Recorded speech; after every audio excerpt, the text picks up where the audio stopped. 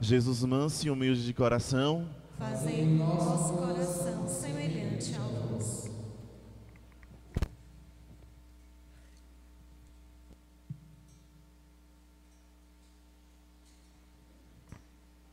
Então, meus irmãos, hoje é um retiro paroquial que nós estamos vivendo. Hoje é um dia que tem o intuito, tem o interesse de nos preparar para o Natal, nos preparar para Cristo que vem a nós, para Cristo que, nascido numa manjedoura, nascerá no nosso coração, entrará na nossa vida. Por isso eu queria agora com vocês fazer uma Lectio Divina. A Lectio Divina faz parte da tradição da igreja, é uma realidade muito antiga que nós herdamos dos monges. Os monges que vivem para Deus, que vivem para o Senhor, na escuta operosa da palavra de Deus, ou seja, uma escuta que nos faz trazer elementos para a nossa vida. Então, o texto que eu gostaria de meditar com vocês, amados irmãos, é o texto de Lucas 5, o capítulo 5 do Evangelho de São Lucas.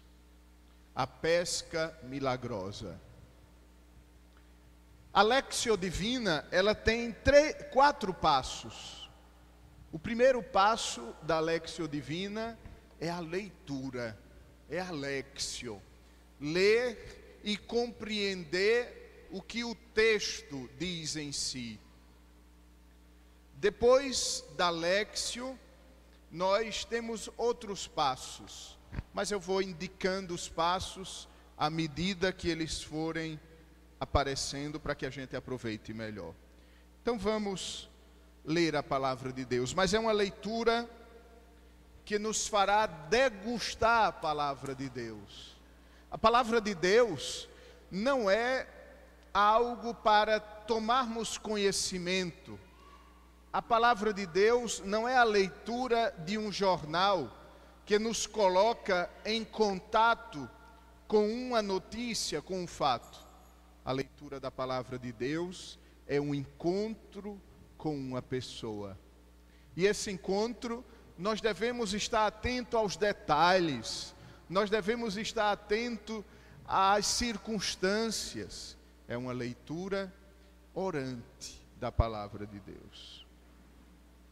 Estando Jesus um dia à margem do lago de Genezaré, o povo se comprimia ao seu redor para ouvir a palavra de Deus.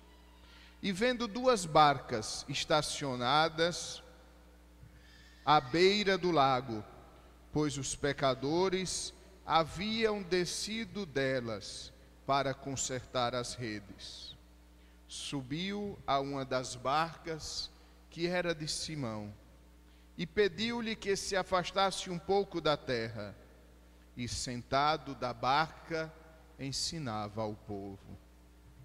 Quando acabou de falar, disse a Simão: faze-te ao largo, e lançai as vossas redes para a pesca. Simão respondeu-lhe: mestre, trabalhamos a noite toda e nada apanhamos, mas por causa da tua palavra lançarei as redes.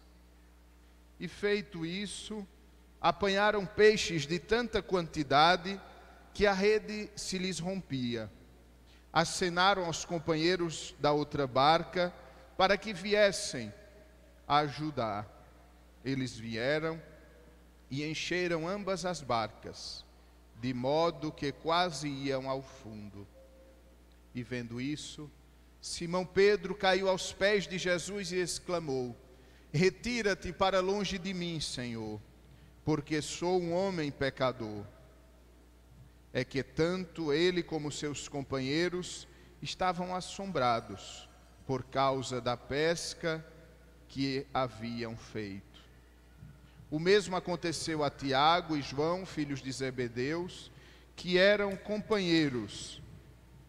Então Jesus disse a Simão: não temas, doravante serás pescador de homens. E atracando as barcas, deixaram tudo e o seguiram. Palavra da salvação. Essa foi a leitura da palavra de Deus. E agora nós vamos entrar na meditação desse mistério, o segundo passo. Estando Jesus um dia à margem do lago de Genezaré. Jesus passa à margem da nossa vida. Jesus se encontra sempre ao nosso lado. Nós que não nos damos conta desta passagem de Cristo, nós com nossas preocupações, nós com nossa soberba de pensarmos que seremos nós a resolvermos os problemas do mundo, nós com nossa altivez de pensarmos que somos nós que iremos nos salvar, não nos damos conta de que Deus está ao nosso lado. Jesus está à margem da nossa vida. É preciso retirar Jesus da margem da nossa vida e trazê-lo dia após dia para o centro da nossa existência. Mas existe uma lei da física,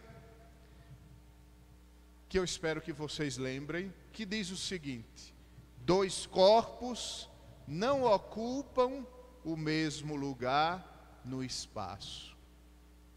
Se eu quero trazer Jesus para o centro da minha existência, isso significa que eu tenho que tirar outra coisa que está no centro dela. O que é que está no centro da nossa vida? São os nossos projetos, os nossos sonhos?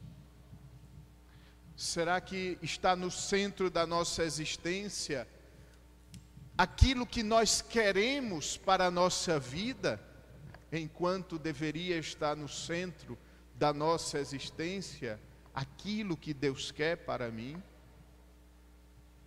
Será que outras coisas, até boas, até nobres, justas, até interessantes, até que nós somos obrigados a ter atenção com elas, mas será que essas coisas estão no centro da nossa existência? Vendo duas barcas estacionadas à beira do lago, subiu a uma das barcas, que era de Simão. Será que vocês nunca pensaram que Deus pode ser injusto? Que Cristo, vendo duas barcas, Cristo escolheu só uma delas para subir? Quantas pessoas moram em Jacobina? Mais de 80.000 pessoas. E, no entanto, estamos somente nós aqui. Por que será que Deus, e nós temos essa certeza, por que será que Deus nos escolheu para que estivéssemos hoje aqui? Por que será que Deus subiu na minha barca e deixou tantas outras barcas sem que Ele subisse? Essa resposta nós teremos no final do texto. Eu peço que vocês guardem essa resposta, essa pergunta. Quem quiser anotar, pode anotar. Mas o fato que nos interessa é que Cristo escolheu a nossa barca. E interessante que Cristo não escolheu a barca de Pedro num momento bom. Cristo subiu na barca de Pedro no pior momento que Pedro poderia esperar a visita do Senhor. Vamos refazer os acontecimentos. Vamos refazer a cena. Pedro passa a noite pescando. Quem passa a noite pescando tem uma vontade, tem um interesse, tem um desejo. Quando terminar o tempo do trabalho, que esteja cheio de peixes, que tenha conseguido frutos através daquele trabalho. E Pedro passou a noite pescando e não conseguiu nada. Frustração. Quantas vezes, amados irmãos, também nós estamos na mesma condição de Pedro, frustrados. Pescamos a noite inteira e não conseguimos nada. Trabalhei com todos os meios para ser melhor e continuo do mesmo jeito. Passei este ano fazendo propósitos para mudar de vida e eis-me aqui no advento com os mesmos pecados, com as mesmas dificuldades, se não com outras maiores. Trabalhei a noite inteira para ter paciência com a minha esposa, para ter paciência com meu marido. E, no entanto, quanto mais o tempo passa, mais a nossa relação se desgasta. Porque como estamos feridos, qualquer toque, qualquer coisa feita fora de lugar ou de momento, me fere, me machuca, porque eu estou sensível demais. Trabalhamos a noite inteira e não pescamos nada. Trabalhamos tanto para este congresso e pescamos pouco. Quais são as nossas frustrações? Pedro trabalhou a noite inteira, não pescou nada. E continua o texto evangélico. Os pescadores haviam descido das barcas para consertar as redes. Não é que eles simplesmente disseram, ok, vamos chutar o pau da barraca, vamos jogar a toalha, não pescamos até agora, vamos embora.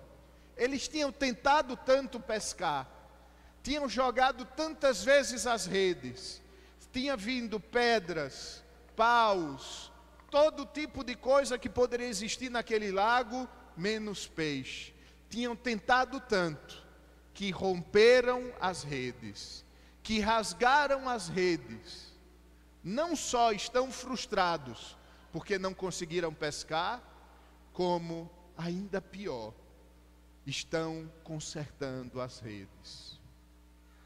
Passaram a noite toda, é de manhã, cansados, consertam as redes. A mesma coisa acontece conosco. Às vezes nós nos cansamos de tentar. Às vezes nós tentamos tanto que acabamos rasgando as nossas redes, acabamos piorando a situação. Tentamos tanto, mas só conseguimos bater a cabeça na parede, não conseguimos encontrar a saída. E é nesse momento que Cristo escolheu a barca de Pedro. Meus irmãos, Cristo escolhe subir na nossa barca, não no melhor momento, não quando tudo vai às mil maravilhas. Deus escolhe subir na nossa barca, escolhe entrar na nossa vida no momento em que nós mais precisamos. É importante ter a atitude de Pedro. Pedro poderia muito bem, chateado, cansado, com sono, ter dito ao Senhor: Senhor, olha, tem 2 barcas Escolha outra, por favor, eu estou aqui consertando minhas redes. Quantas desculpas Pedro poderia dar? E ele tinha todas. Quantas desculpas nós damos para que Cristo não entre na nossa vida, não suba na nossa barca? Às vezes pensamos que é um peso a mais. Às vezes pensamos que a religião é um peso a mais, quando na verdade ela é a cura que nós precisamos. Ela é o descanso que nós precisamos. Trabalhar para o Senhor não pode ser jamais um peso. Trabalhar para o Senhor não pode ser jamais acarretar-se ainda mais de problemas e dificuldades, mas deve ser o contrário. Trabalhar para o Senhor deve ser repousar com Ele. Vinde e eu vos aliviarei de todo fardo. Tomai sobre vós o meu jugo que é suave, e aprendei de mim, que sou manso e humilde de coração. Mas Pedro, podendo dar todas as desculpas, Pedro deixou Cristo entrar na sua vida. Amados irmãos, será que nós já deixamos Cristo de fato entrar na nossa vida? Ou será que nós ainda estamos numa religiosidade epidérmica, superficial? Será que Cristo entrou na barca da minha vida e tomou o timão da barca? Tomou a direção? Ou às vezes nós até deixamos Cristo entrar na nossa vida, mas não deixamos Ele conduzir a nossa vida? Será que nós ainda somos católicos de IBGE? Vamos seguir o texto do Evangelho.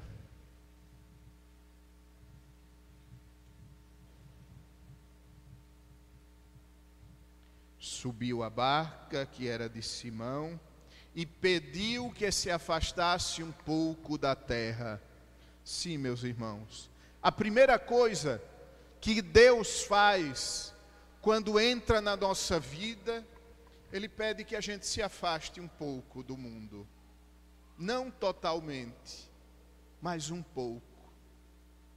É somente nesse afastar-se do mundo que nós iremos iniciar um processo que nos levará à conversão. É nesse afastar-se do mundo com suas preocupações, com suas problemáticas, que nós iremos dar mais atenção à voz de Deus. Eu vou ser bem concreto nessa palestra. Deus nos deu quantos dias na semana? 7 dias. Quem não sabe, são 7 dias. E Deus não nos pede para dedicarmos a Ele exclusivamente as 24 horas de cada um desses 7 dias da semana. Não está assim no mandamento de Deus. Não é assim no mandamento da igreja. Assim como Pedro não afastou-se totalmente da terra, Deus não nos pede para deixar tudo, para nos afastar completamente do mundo para segui-lo. Deus nos pede para nos afastar um pouquinho. Dos 7 dias da semana, Deus nos pede o domingo. E mesmo assim nós não queremos dar ao Senhor o domingo.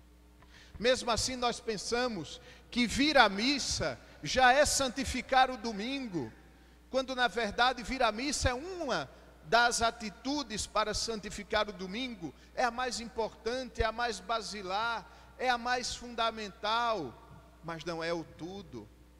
Viver segundo o domingo, viver de acordo com o dia do Senhor, repousando nele. O domingo não pode ser o dia da preguiça. O domingo tem que ser o dia do repouso. E repouso é diferente da preguiça. O domingo tem que ser o dia da família, sim, mas da família com Deus. Quantas famílias desta paróquia e eu conheço poucas, mas eu tenho plena convicção que posso dizer isto. Quantas famílias dão a desculpa que não vão à missa ao domingo, porque é o único dia, padre, que eu tenho para estar com tua família. Não vai te adiantar de nada, porque você está com sua família, mas aí está afastando de Deus. Você está retirando da sua casa a graça de Deus. E mais cedo ou mais tarde, até a tua família vai se dispersar, porque aquilo que não é construído sobre Deus não pode permanecer, porque nele existimos, nos movemos e somos, diz as Sagradas Escrituras. Afasta-se um pouco da terra e de lá prega a multidão. A primeira coisa que Jesus faz conosco é usar a nossa vida para pregar ao povo. Mas, padre, Deus poderia primeiro me converter, para depois eu ser um pregador. Padre, Deus primeiro poderia me tornar santo, para depois sim eu ser sua testemunha. Deus nos torna santo à medida que nós somos testemunhas. É no fato de servir a Cristo que nos santificamos. Não podemos esperar jamais nos santificar para depois servir a Cristo. Jamais seríamos santos. A santidade acontece no caminho, num passo depois do outro, numa queda e num levantar-se. Tem um momento da vida de Cristo que explica muito bem esse fato. Os leprosos, a cura dos 10 leprosos, lembram? Quem lembra, levante a mão. E quem não lembra, finja que lembra para parecer inteligente. A cura dos 10 leprosos.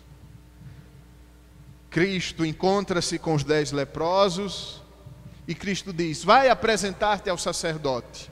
À medida que eles estão caminhando, eles se dão conta que foram curados.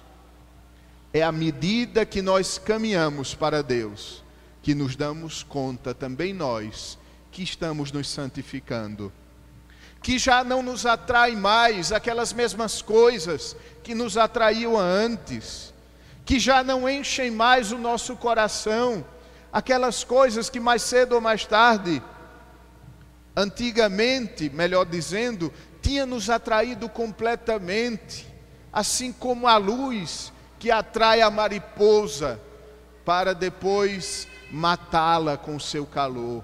O mundo nos atraía. É no caminhar que nos santificamos. E Pedro, vejam a atitude de Pedro, é uma atitude permissiva.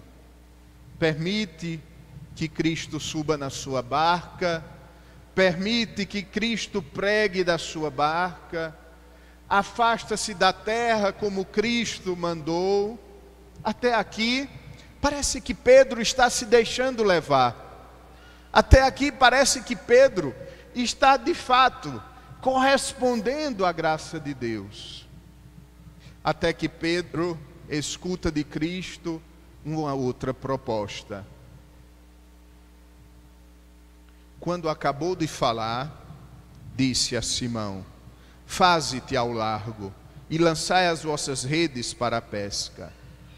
Simão respondeu: mestre, trabalhamos a noite inteira e não pescamos nada. Aqui tem a primeira queda de Pedro.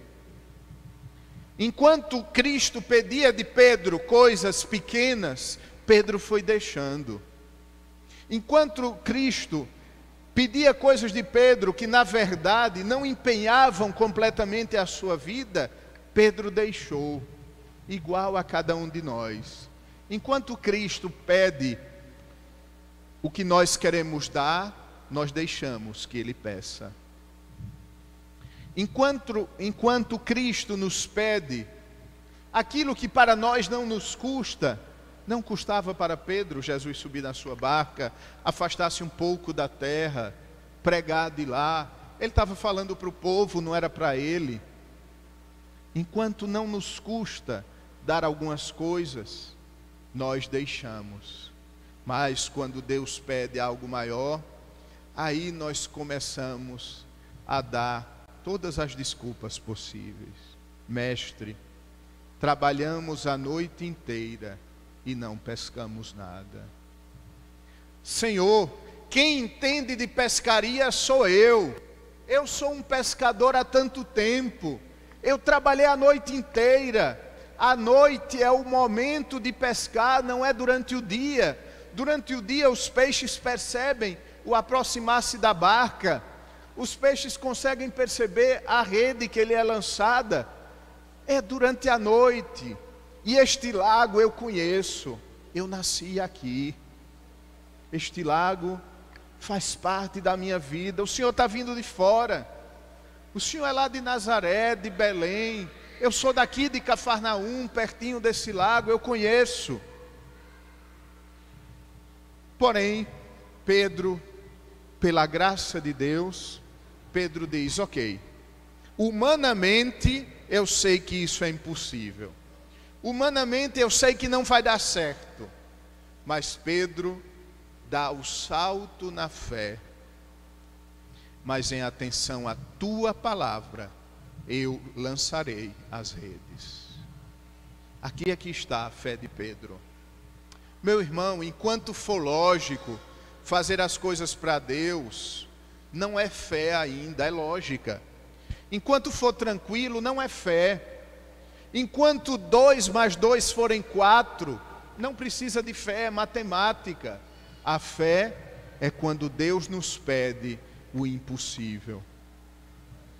E qual é o impossível que Deus está te pedindo? Qual é o impossível que o Senhor está hoje colocando no teu coração? É perdoar aquela pessoa que sim te machucou tanto, que sim era culpada. É se perdoar. Perdoar-se a si mesmo é mais difícil do que perdoar o outro. Porque nós conhecemos todas as circunstâncias. Perdoar o outro eu ainda posso me iludir, dizendo não, mas ele poderia ter feito. Enquanto perdoar a si mesmo, nós sabemos até o que pensamos. Nós sabemos que poderíamos ter feito diferente e não fizemos. Qual é o impossível? Aquela mágoa que você vem carregando ano após ano, que você vem carregando como um morto nas suas costas. Aquele passo vocacional que você não tem coragem de dar, seja para a vocação sacerdotal, religiosa, matrimonial, seja para a vocação numa comunidade de vida, seja para a vocação que todos temos. Sabia que nós todos temos uma vocação igual? Vocação é chamado, e todos recebemos um chamado no batismo. É o chamado à santidade. Todos nós temos essa vocação fundamental. Ali onde Deus nos plantou, nós devemos florescer naquela santidade. Mas Pedro teve coragem. Pedro pulou no abismo da fé. Como é que está a sua coragem, meu irmão? Às vezes somos tão corajosos, escrevemos coisas na internet com raiva, somos corajosos, porque você não é do meu partido, então eu digo tudo o que eu penso sobre você. Às vezes somos tão corajosos julgando o outro, e às vezes somos tão frágeis, fracos, medrosos, para dar o pulo na fé. Pedro deu, Senhor, em atenção à tua palavra, lançarei as redes. Pedro lança as redes, não baseado na sua ciência, na sua arte, no seu conhecimento de pescador. Pedro sabia que aquele lago não estava para peixe. mas ele fundamentou o lançar as redes na palavra de Cristo. Vai. Meu irmão, não lance, não fundamente sua santidade, os seus projetos nas suas forças, na sua lógica humana, no seu jeito de ser. Fundamente na palavra de Deus. Sede santos como eu, vosso Pai, sou santo. Fundamente mais sua existência em Deus e menos nas pessoas. Quantas vezes eu já presenciei isso, e vocês também. Eu vou sair da igreja porque o meu coordenador fez isso. Vou sair da igreja porque o meu padre fez isso, o meu bispo, até o meu papa. Quando na verdade nós deveríamos estar na igreja mais por Cristo e menos pela pessoa, menos pelo seu coordenador, mais pela palavra de Deus. Menos porque eu gosto mais disso ou daquilo e mais pela palavra de Deus. Feito isso, apanharam peixes em tanta quantidade que as redes se rompiam. Aquelas mesmas redes que tinham se rompido porque tinham tentado tanto apanhar alguma coisa, agora se rompia porque tinha abundância de peixes. Aquele mesmo cansaço de Pedro, que passou a noite sem conseguir nada, agora era cansaço para tirar das águas a abundância. Deus transforma a nossa vida.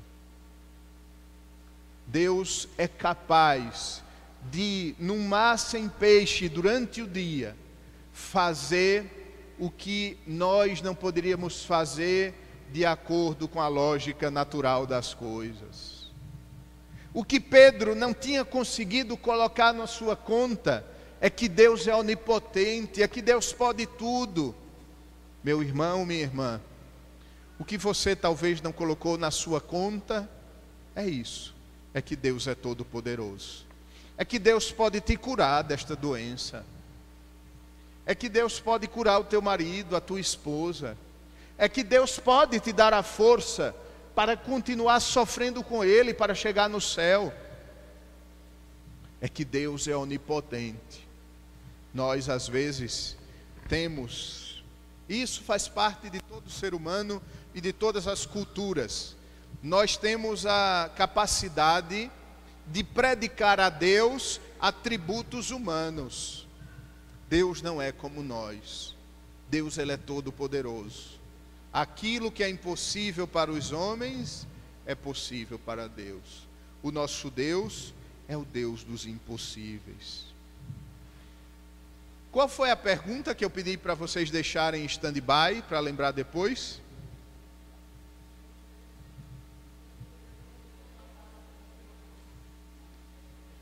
Eu acho que só esse lado está prestando atenção. Eu vou até mudar para cá, estante. Esse lado está fraco. Como foi?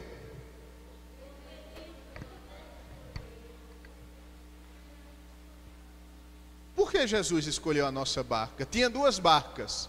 Por que Ele não escolheu a outra? A resposta está agora. Feito isso, apanharam grande quantidade de peixe. Acenaram aos companheiros da outra barca para que viessem ajudar. Eles vieram e encheram ambas as barcas, de modo que quase iam ao fundo. Cristo sobe na outra barca através da minha. Cristo enche a outra barca através da minha pobre barca. As duas barcas foram cheias, mas a segunda barca foi através de Pedro. Meu irmão, não adianta reclamar que o mundo não quer saber de Deus. A culpa é minha, a culpa é sua, a culpa é nossa. É porque eu não estou dividindo os peixes com a outra barca. É porque eu não estou deixando Cristo entrar na minha barca, e por isso Ele não vai entrar na barca do outro.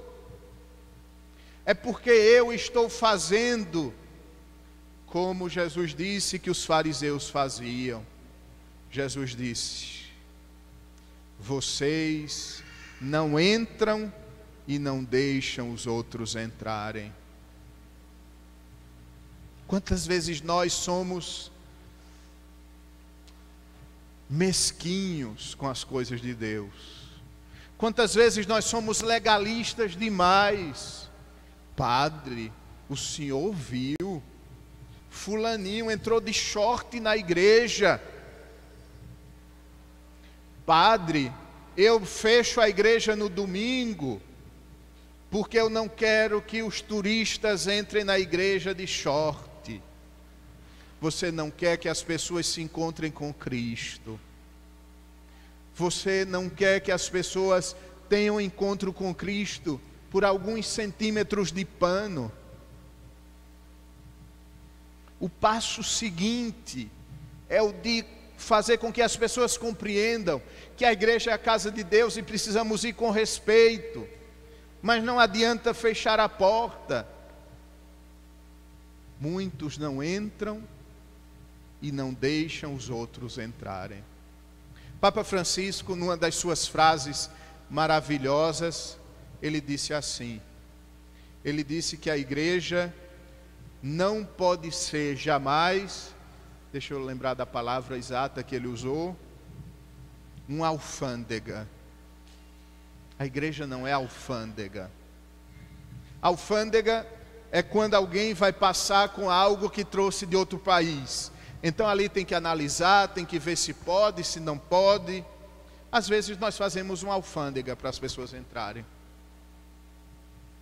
Esses dias alguém me telefonou e disse: padre, tem uma pessoa querendo batizar o filho, mas ela não é casada. Não pode não, né? A regra da igreja, olhe como é a regra da igreja. Numa situação de necessidade, até um não cristão pode celebrar o batismo de outro, porque o batismo é o sacramento mais importante para a salvação. Quem crê e for batizado será. Quem não crê e não for batizado já está condenado. Então o batismo, Cristo fez com que ele fosse o mais fácil possível. Qual é a matéria do batismo? Água. A água é a coisa mais comum. Quem é o ministro do batismo? Qualquer pessoa humana querendo fazer o que faz a igreja. E nós fazemos a alfândega dos sacramentos. É importante que os padrinhos sejam batizados e casados, porque nós podemos escolher um ou outro. Agora os pais ninguém pode escolher. Então se é casado ou se não é, se é batizado ou se não é. O batismo é a salvação. Nós não entramos e não deixamos as outras pessoas entrarem. Outra coisa, também o Papa Francisco: padre, nós sempre fizemos isso assim. E quando a gente diz essa frase, sabe o que é que a gente está impedindo? A ação do Espírito Santo. Porque o Espírito Santo sopra onde quer. A criatividade na igreja é obra do Espírito Santo. Não, padre, porque a gente sempre fez desta maneira. Não, deixa o Espírito Santo soprar. Aceite que você é instrumento, que você não é o protagonista, que o protagonista é o Espírito Santo. Isso de modo eclesial. E também na nossa vida particular. Não seja muito quadrado na sua vida espiritual. Deixa o Espírito Santo dar novas possibilidades. Deixa o Espírito Santo tocar você e fazer as coisas diferentes. Talvez você não tenha superado esse pecado ainda, porque você faz sempre as mesmas coisas. Se permita fazer algo diferente. Eu olhei agora para Flávio e estou pensando que ele está agoniado ali para me enquadrar nas câmeras, porque eu fico rodando ali. Me desculpe, eu lembrei agora. Faça algo diferente.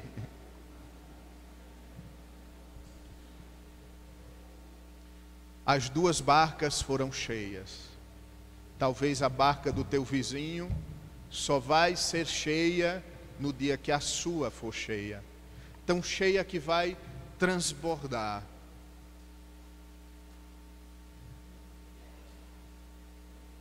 E vendo isso, Simão caiu aos pés de Jesus e exclamou: retira-te de mim, Senhor, porque sou um pecador.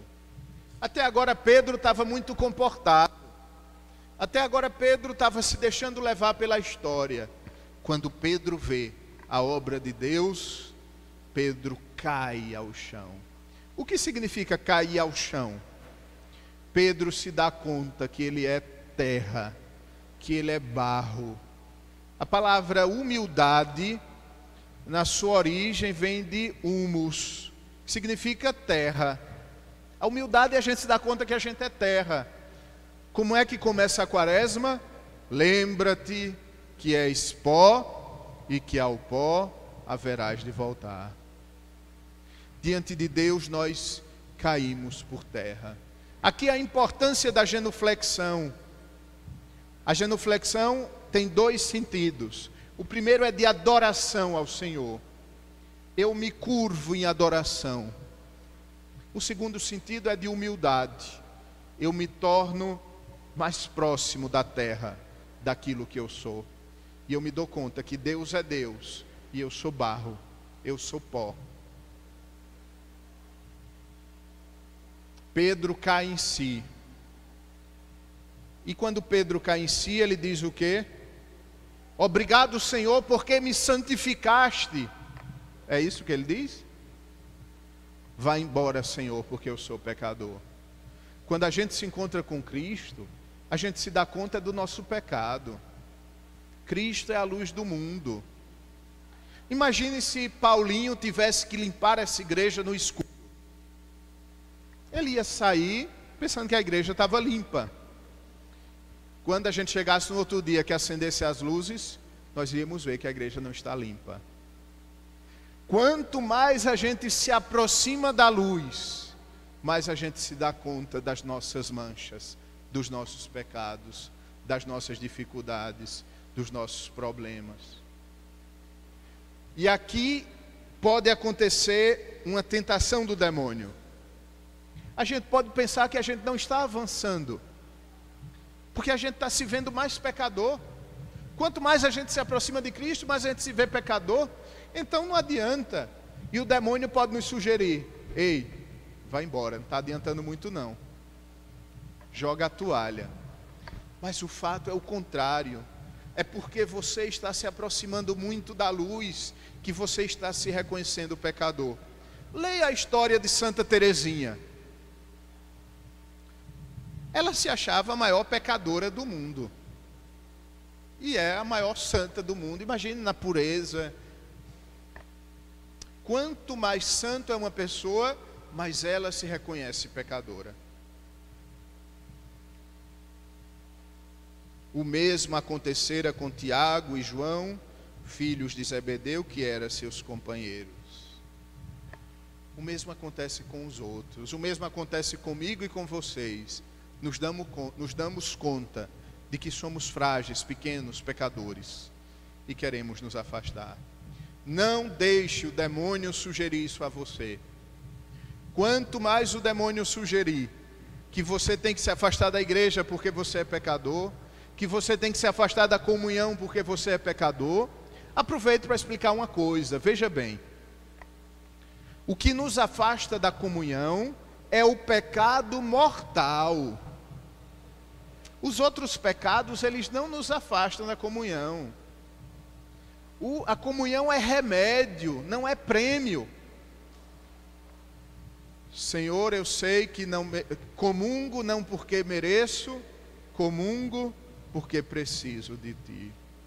O padre diz em silêncio, antes de comungar, em toda a missa: Senhor, fazer que esta comunhão seja para mim sustento e remédio. Ela é remédio para os nossos pecados. Claro que os pecados mortais, se nós pudermos nos confessar antes, nós devemos nos confessar. Se for possível nos confessar e tivermos necessidade, se for um caso de vida ou morte, podemos nos comungar fazendo o ato de contrição perfeito. Então Jesus disse a Simão, quando a gente se dá conta do pecado, quando a gente quer ir embora, o que é que Jesus diz? Não temas, doravante serás pescador de homens. Não tenhas medo do teu pecado. Não tenhas medo da tua fragilidade. Não tenhamos medo. Deus sabe quem somos.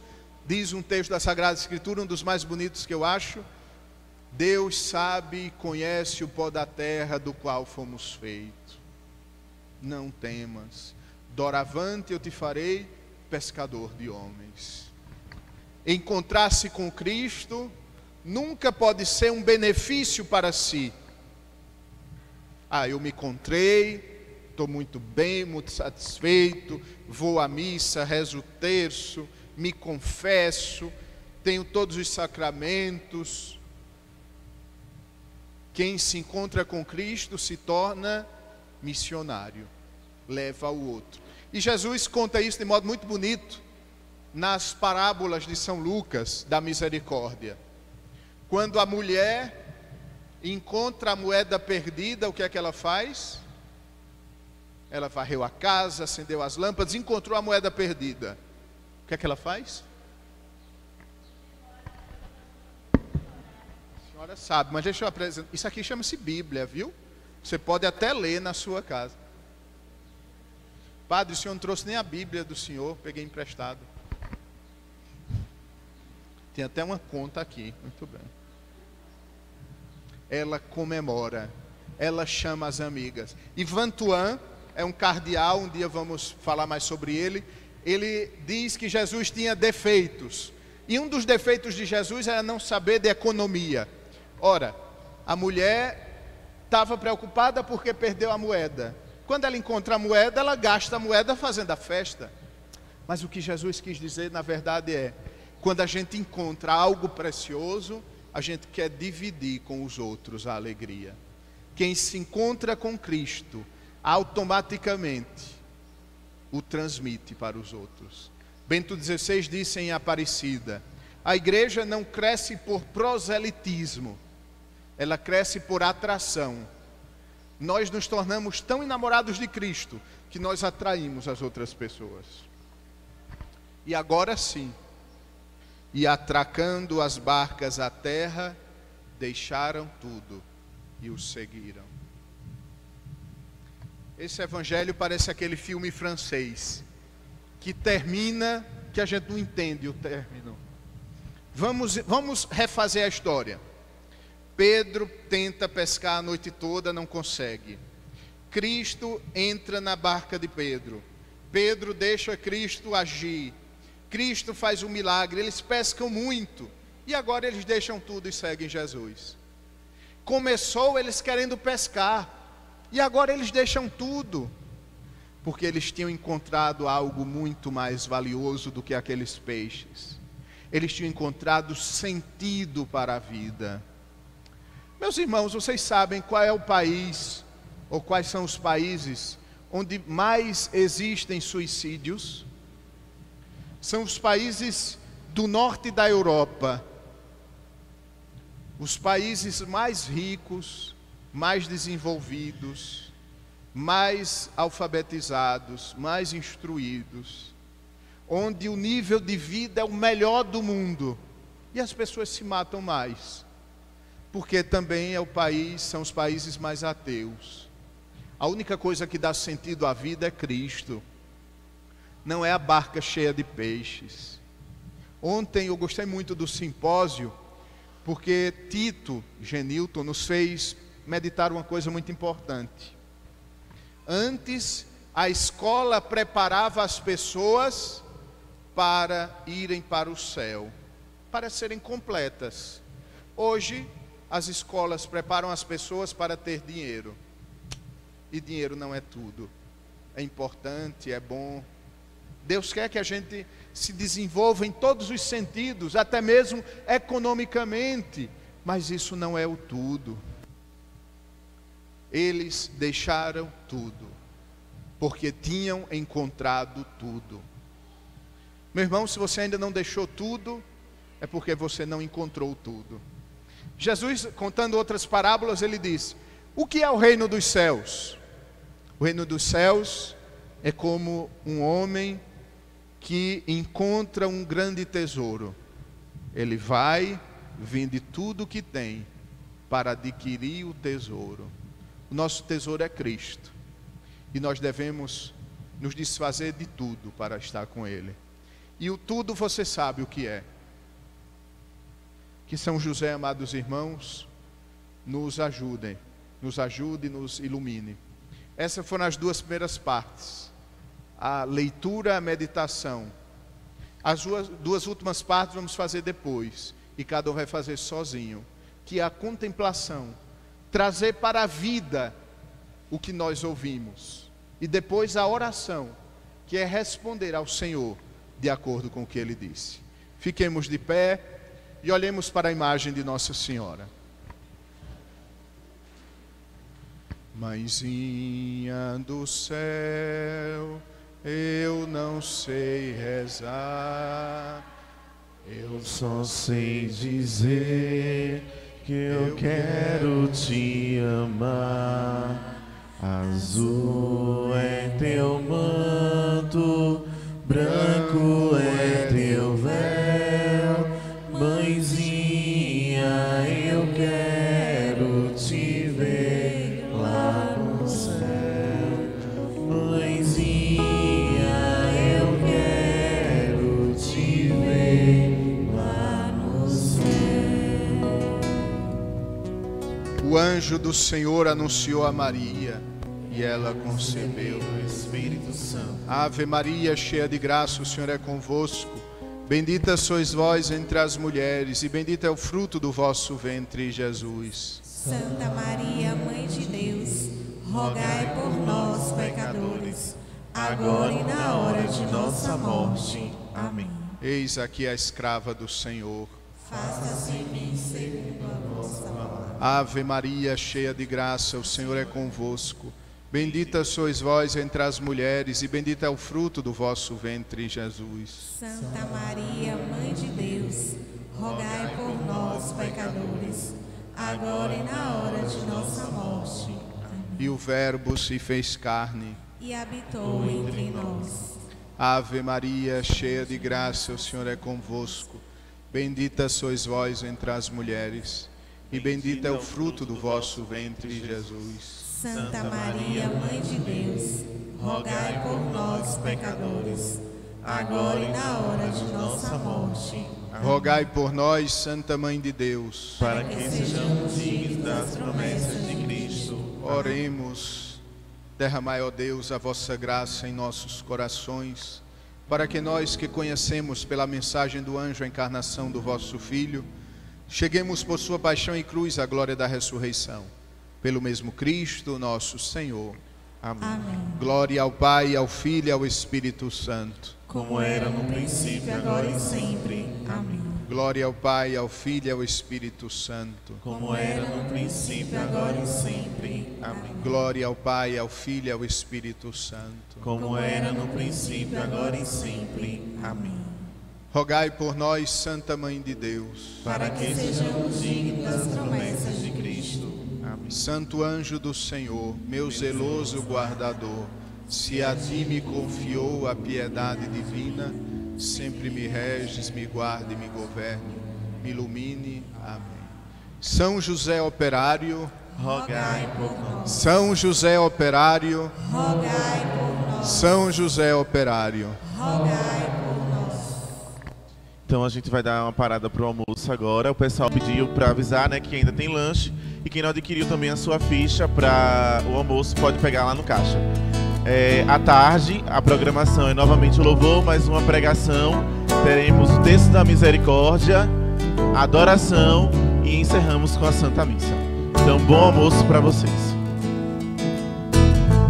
Voltaremos às 14 horas. Sou todo teu, ó Mãe, sou todo